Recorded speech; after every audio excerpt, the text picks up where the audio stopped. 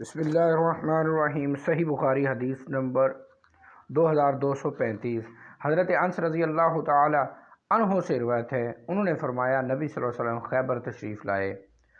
جب اللہ تعالیٰ نے خیبر کے قلعوں پر آپ کو فتح عطا فرمائی تو آپ سے صفیہ بنت حیی بن اخطب، یہ یہودی سردار ہے، حیی بن اخطب کا حسن و جمال کا ذکر کیا گیا۔ ان کا شوہر قتل ہو چکا تھا اور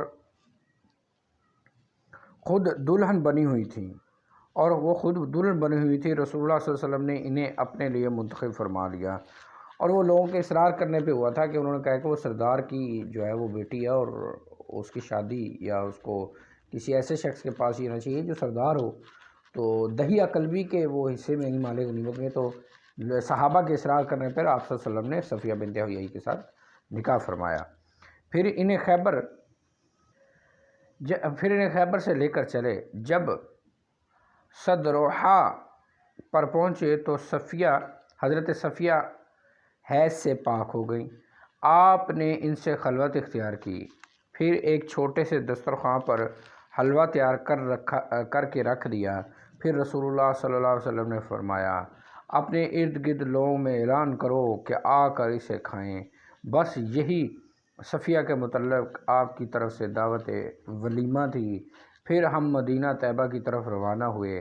حضرت انس رضی اللہ تعالی عنہ بیان کرتے ہیں کہ میں نے رسول اللہ صلی اللہ علیہ وسلم کو دیکھا کہ اپنے پیچھے اپنی عبا سے حضرت صفیہ کے لیے جگہ ہموار کر رہے تھے۔ پھر آپ نے اونٹ کے پاس بٹھا کر اپنا